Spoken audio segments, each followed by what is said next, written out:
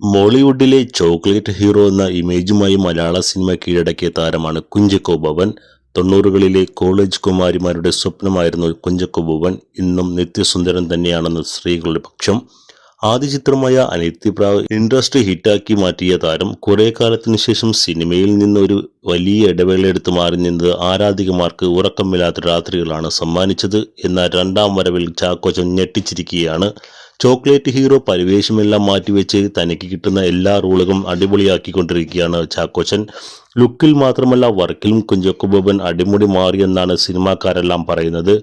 അടുത്തിടെ ഇറങ്ങിയ ബോയ്ഗൻവില്ലയിൽ നെഗറ്റീവ് ഷെയ്ഡുള്ള കഥാപാത്രത്തിൽ താരം ഞെട്ടിച്ചിരുന്നു.